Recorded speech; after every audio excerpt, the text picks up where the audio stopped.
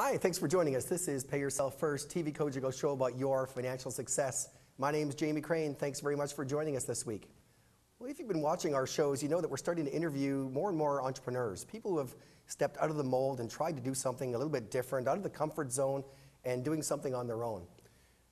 But oftentimes, entrepreneurs are referred to as rebels or mavericks in their industry because they're doing something that's a little bit outside of the box. Well, I've got somebody here today who is certainly stirring up the industry in probably the biggest asset that you will ever own. So you need to stick around and watch this show. Don't go away. We're going to be right back.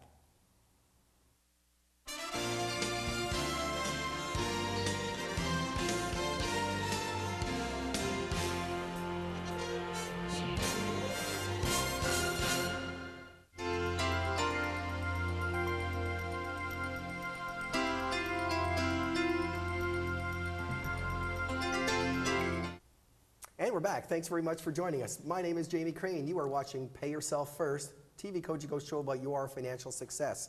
We have in the studio with us today Azim Rizvee from Maxx Realty. Maxx Realty, you are the CEO and broker of record, is that correct? That's correct, Jamie. Thanks very much for joining us. Welcome. You are welcome. Thank you very much for inviting me. When I saw that you were on the show today, as I've explained before, I'm an entrepreneur. I love meeting entrepreneurs. I love meeting people who decide to step out of the box and take a chance. And it's really nice, and it's very refreshing, and I guess a little bit self-fulfilling at the same time to see people who have done that and have been successful in doing that, and then take it one step further and start giving back to the community, because that's really what it's all about. So tell us a little bit about Maxx, and then we're going to get into your background and how you came to here, but what is Maxx Realty? Maxx is a concept, and it is something that we came in over with an idea, and that vision led us to kind of like establish a business whereby we can definitely maximize our own potential as well as kind of offer the most to the community as well as to the people that we touch upon as we kind of do business in our lives. What's the big difference? I'm sorry to interrupt you, sure. But what is the big difference? I mean, I see you guys advertise like crazy. We see your ads in the paper all the time, and you put as much focus on the houses that you've sold and the successes that you have with what you have on the market today. But the big thing that sticks out, I mean, I'm sure it sticks out for anybody who sells a house because that affects us financially, is this 1% commission. Jimmy, that's correct. And from my standpoint, the two aspects of it, and you picked up very much right. I think the first thing is that the results.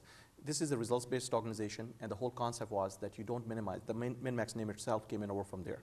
That you minimize on the cost, but you maximize on the results. Ah, perfect. And that's why you see it like ultimately in our advertisement and campaigns and everywhere that you see the results first. And I think what you have seen is that primarily both things work to our advantage. Nobody want to pay through the nose. They want to pay fairly. And I think what we're charging is fair money. So nobody can work for free. Obviously, as an entrepreneur, you got to make money and still be viable to pay back to the community as well as you said. Make sure we're going to be here 10 years from now. Yeah. And there's nothing wrong with that. At the same point in time, you got to make sure like it's fair and you're not looking at a transactional business. Being an entrepreneur, you're going to like have to leverage yourself, and you got to make sure like end of the day you're looking at long-term vision, and you got to make sure you drive that vision forward to establish a long-term business and a career for yourself as well in it. Okay, so obviously you've got some corporate background besides just being a realtor. So what is your background? How did you get started? Let's step way backwards to your education. So what did you decide to take when you were in college or university? I was in college. I started with my my education in the scientific space. I was a researcher to begin with. I did my PhD coursework in biotechnology, and then I let it go for the business and love of it, actually. Because what I was doing is like ultimately business is the best way to kind of maybe actually push the limits and even have other people kind of enable them as well, try to kind of make most out of their lives. Right. So I stepped out of it. I did my master's in business administration. I did my post MBA from Richard Ivey School of Business here. It's a leadership program that I went to the corporate kind of like training and leadership grooming there. Okay. And then it gave me a lot of leverage and opened my eyes. The curriculum we had was all daily week trying to learn from each other. And that was the big thing. It was this case study based system whereby you try to leverage and study from other organizations what they have done better and how we can improve it once we apply ourselves in the corporate space. So sure. I entered into corporate. Why reinvent the wheel? Right? Absolutely. Take what they've done and just make Absolutely. it better. I think we have got a lot of things and opportunities and there are gaps there. And I think what the best thing is to, number one, either you innovate or you try to fill up the gaps and then ultimately grow your business based on that. So we did find a big gap actually once we found in the real estate industry, and it was definitely number one, my passion to come into real estate.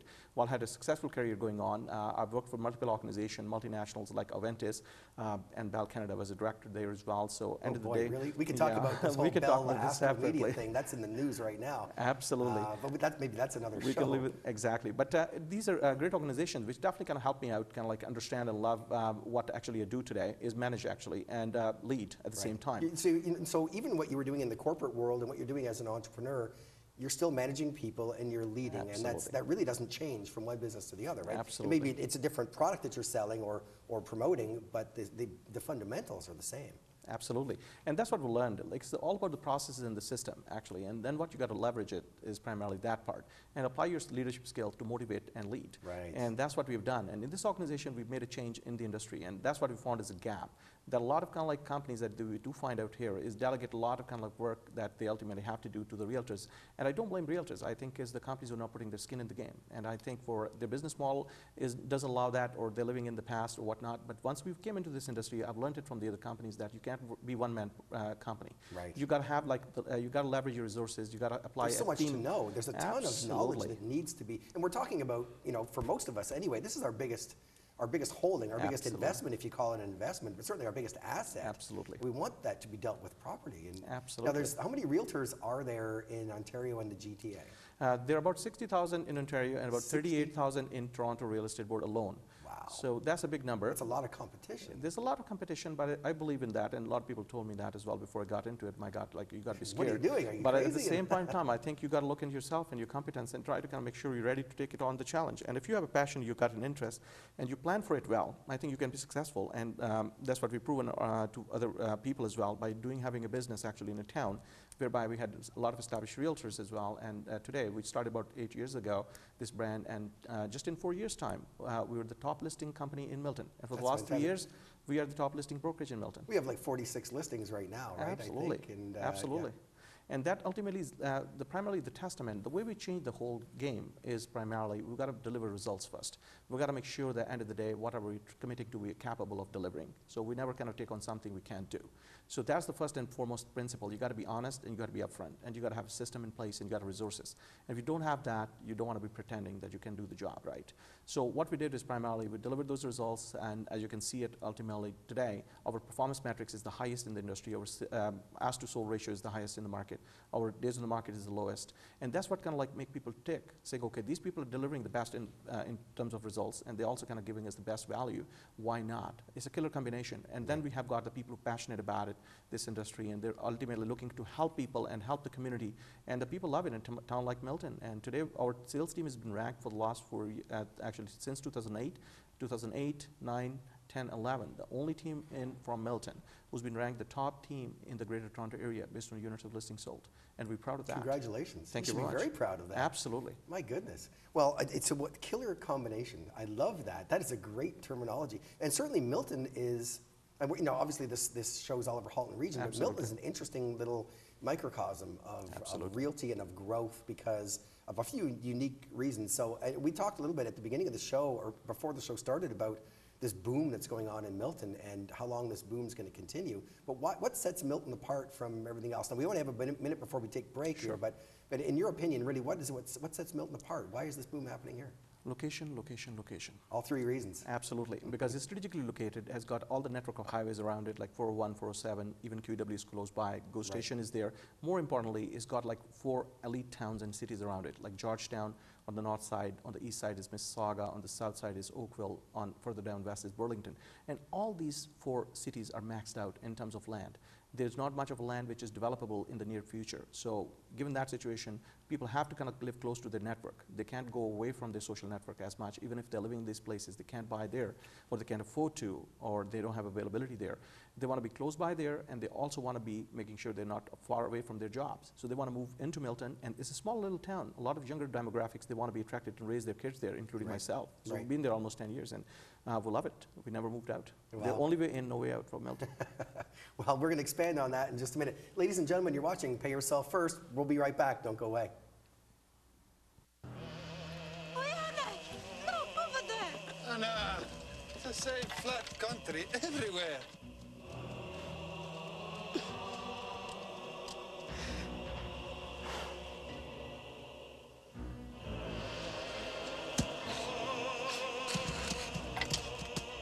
In the 1890s, a wave of European immigrants arrived on the Canadian prairies. Eat. It's good.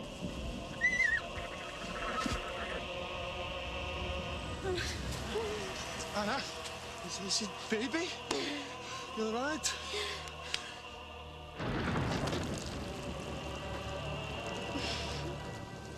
Janek, Mrs. Kovac, she has tar pepper on the roof. One day we have tar paper also. Many built their first house from the same earth that would grow their bread. They called it a soddy.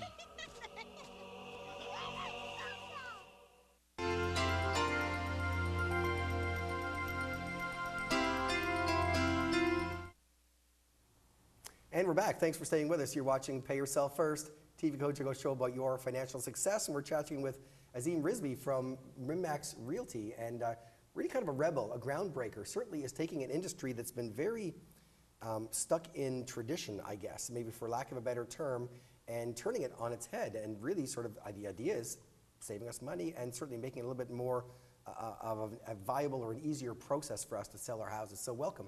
Thank you. I noticed that you guys have been very successful in what you've done so far, but I noticed that your approach to this is, I mean, I have a little bit of marketing background. I'm an entrepreneur. I can see when things are done well, and you can see when things are not, or maybe they could be done better, and you're doing a great job of marketing.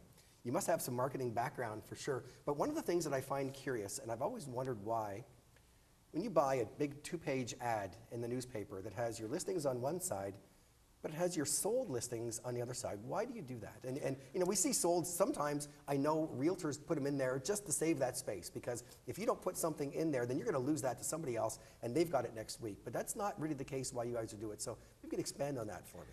From our standpoint, we want to make sure people hire us for the results that we already produce. We don't want to be just promising something. We just want to make sure they understand that what we have delivered. So we want to be hired based on what we have delivered, and we always keep ourselves up for that particular challenge.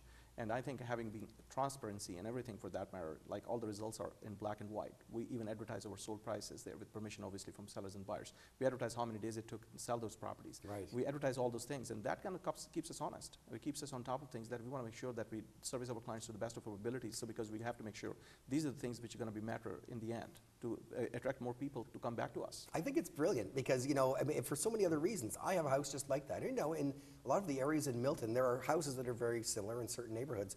And it's like, hey, there's a house just like mine. Holy cow, look at how much they got for that.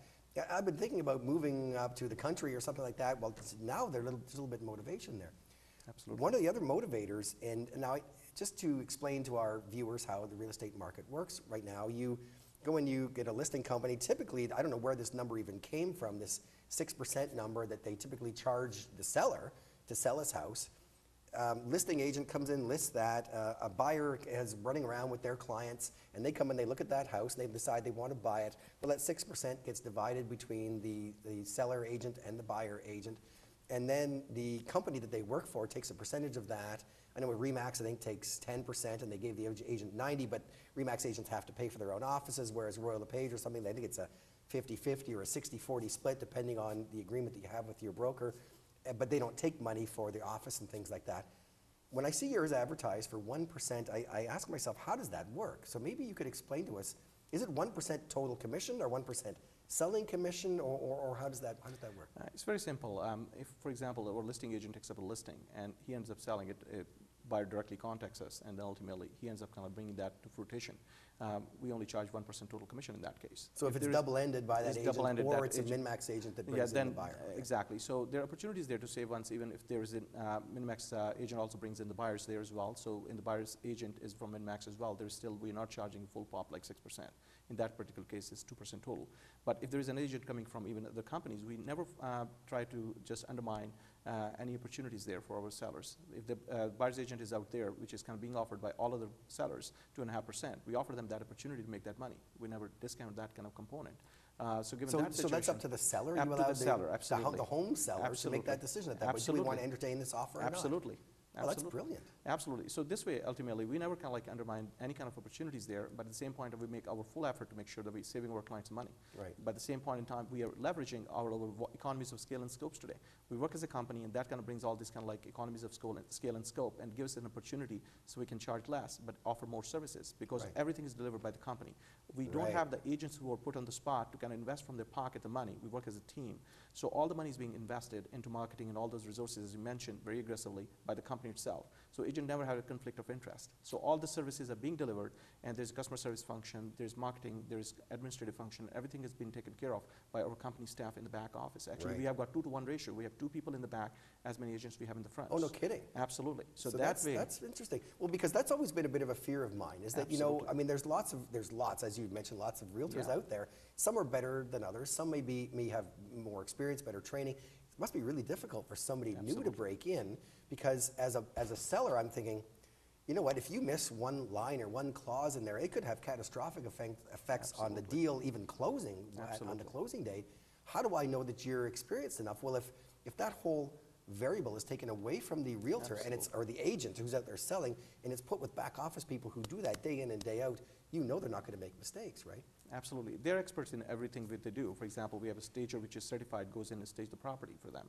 We also have a professional photographers team who go and take virtual tours and do also photography. So the agent doesn't have to Absolutely. do Agent that. doesn't have to do that. We have a professional sign Wow. installation company which install the signs. We got field support staff install the lockbox, remove the splice and put the splice and refill them.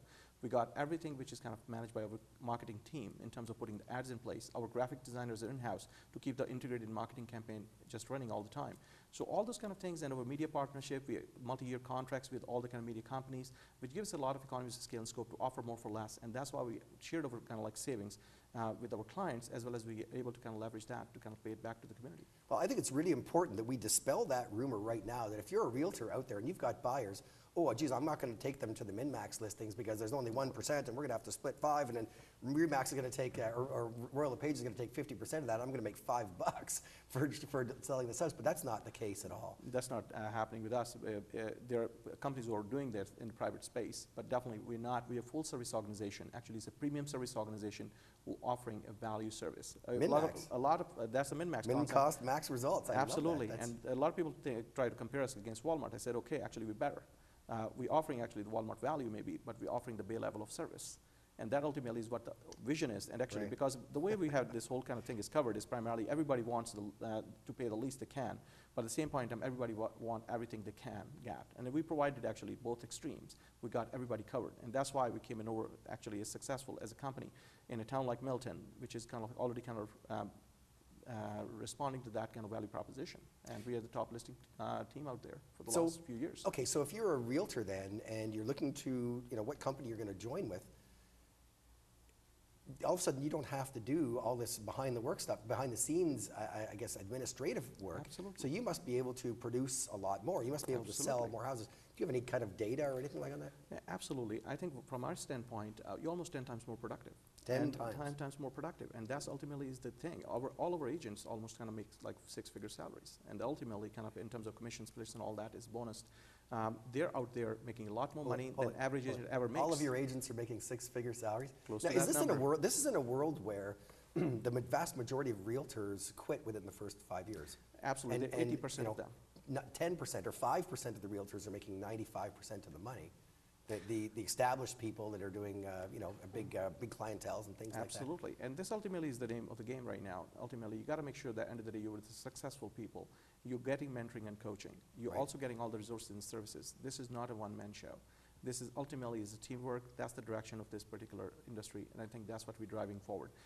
We put together an infrastructure. We tried to make an effort to kind of like make sure like what we learned from the other industries, we apply it here and try to bring that message home, that ultimately real estate got to be done better way, and we have proven it that it can be done this way. The only thing is you got to have somebody who takes the bull by the horns and try to do what they got to do right, and we're trying to do it in our own way. You know what they say? I come from a franchising background, and they say that once you find a formula that works, take that formula and duplicate it. So you're here primarily Absolutely. in the Halton region, Mississauga, Halton region. Have you thought about franchising this concept and taking it national? Or? A lot of people have approached us in that regards, but at the same point, at this point, I think we need to make sure that we have that bit of culture and understanding of and control, if you will. If you want to make sure, like end of the day, you take it to the next level, it's a high performance game, and we want to make sure we don't dilute the brand as you franchise. That's the problem that we have with other companies. Well, certainly. Then Yeah. once you kind of delegate it too much, and you don't have that kind of control element there. At this point in time, we're playing like Starbucks, and that's ultimately what it is. They have the company stores, and then we're looking at making sure that they have standardized procedures and everything in place, because once you're performing at like that kind of peak performance level, there's a concept we always kind of subscribe to, which is called intensive entrepreneurship, and always kind of encourage people to go Google it. It's something which has come over as a big phenomenon, intensive entrepreneurship, and this is coming over as a phenomenon to kind of like get the word out of the trouble that it is. And actually, we are definitely totally subscribed to that. I think tomorrow's future is all about like entrepreneurs and intensive entrepreneurs. Oh. These are entrepreneurs which are out there, die-hard workers and passionate about doing what they do, and they produce almost 100 to 1,000 times more productive outcome. Man, we and need those guys on our show. Absolutely.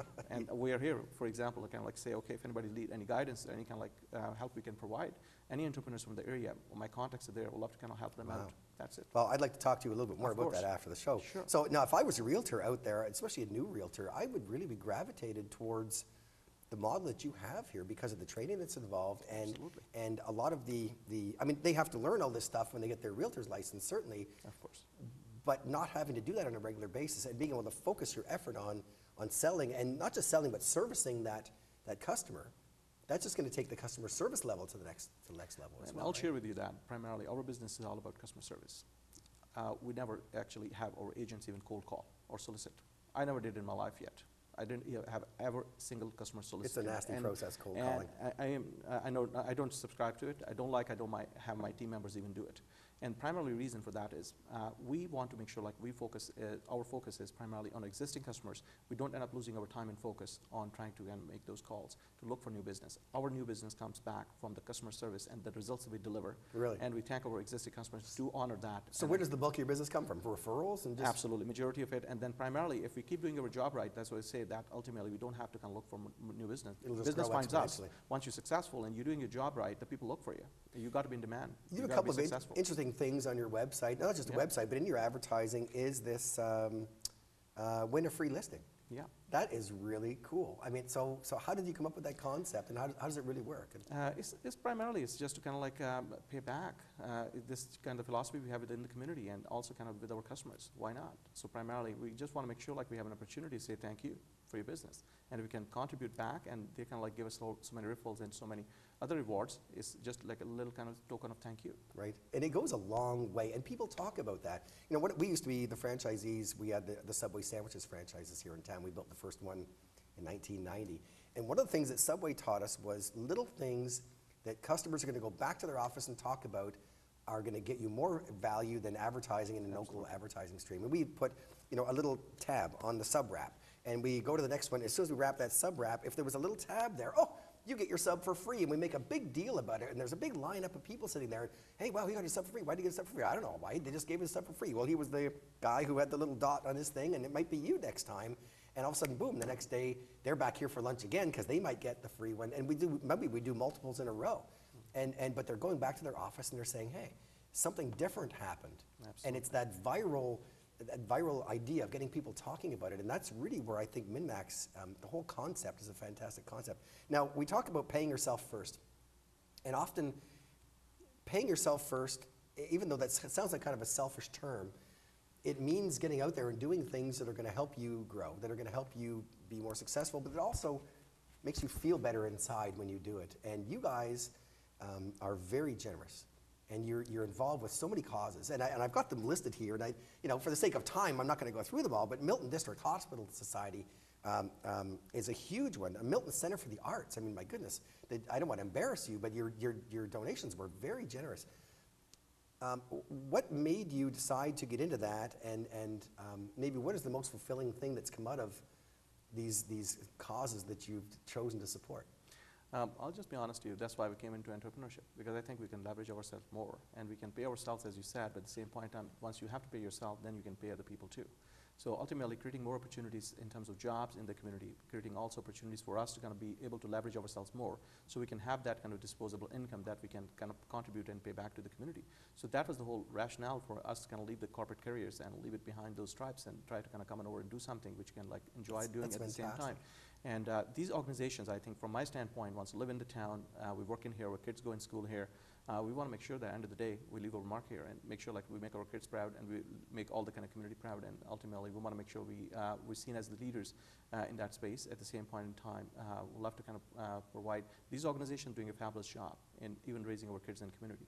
Like Milton Center of Arts is a beautiful facility. It is, that's why we came in over and we stepped forward and put in the put your heart in the arts campaign, and we got naming rights for the Min-Max Hall there. It was a great kind of like great thing to be part of that team, and enjoy working with them even today in different events. It's a great forum. And then Milton District Hospital Foundation, a fabulous organization, and I think it's more credit goes to my wife. She is a doctor by profession, Dr. Rabia, and ultimately she is inspiring. Does she practice here in Milton? Or she used to practice in Mount Sinai and Carrot Valley, but she's been working more on the social side with the hospital foundation, and then that's how it started. I'm sitting on the board of directors of the Milton District Hospital Foundation now as well. Good for you. Congratulations. Thank you. And we try to do as much as we can, but they're a great kind of organization. A lot of times we don't have even an opportunity to understand that all the equipment that in the hospital has actually got to be raised by the foundation of the hospital. Right. A lot of times People we don't take it for understand that. granted. A lot of times we think like the government pays for it. No. Right. And there's now an expansion project happening out there, which is going to be making almost like 400%. The square footage of the hospital is a huge task, and I look forward to have the community support it. We definitely looking forward to their support. And at this point in time, only can say that it's going to be a huge endeavor, but at the same point in time, once it gets done, it's going to be state of arts, and everybody has to chip in. I will look forward to their support. It's funny, you touched on really a pet peeve of mine, where you get the politicians who take the credit. Oh yes, we put this hospital here, they put this hospital there, but they don't really realize what is done at a local level to make that hospital functional, and the amount of work that's involved. It's really incredible. Now, you know, paying yourself first again is it's sort of really the theme of the show, and we know that when you give, you get back. And although it has to be for the right reasons, like you don't do this to generate sales for Min-Max. You do this because it makes you feel good. You do this because it's the right thing to do. But just the way the world works, you put in here and you get tenfold back over here. I think it's a matter of like leaving a legacy behind too. And secondly, it's always definitely pays you back, but at the same time, the intention shouldn't be that you're expecting a payback. Our intention is all to make sure, like, end of the day, we can contribute. And if it pays back, well, that's great. Thank you for the community kind of acknowledging it. Right. But at the same point in time, we feel like it's our duty to kind of pay back at the same point in time, because this town has given us a lot of respect, a lot of kind of like things that we do in there every day. Our kids enjoy, love it, right? You know what? So all that safe and secure environment, all the kind of like bliss that we have got, there's no return for that. This is the least we could do. Well, certainly that's why I'm here. But you know, the Milton Muslim Association, Milton Skating Club, Habitat for Humanity.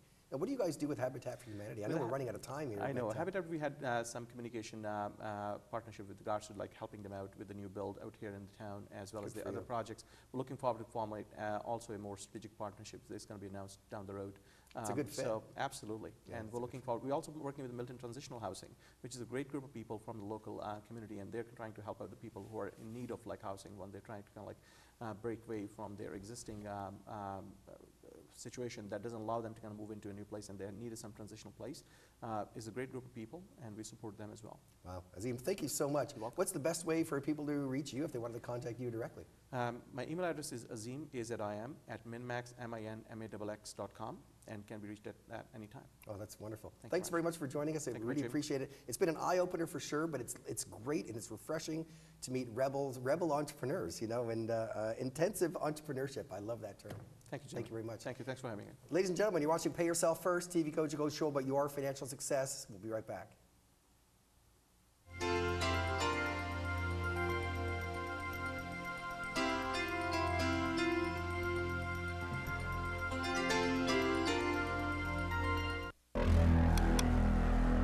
Demand for child pornography is increasing. More and more children are being sexually abused to meet this demand. Stop the demand, stop the abuse. Report child pornography and people who download it to www.cybertip.ca so kids can be kids. And we're back. Thanks for staying with us. Well, special thanks to Azim Rizvee from Maxx Realty. It's always refreshing to meet realtors and entrepreneurs who are breaking the mold and doing something that's a little bit different. We're running out of time. My name is Jamie Krane, and this has been Pay Yourself First. Thanks very much for joining us. See you again next week.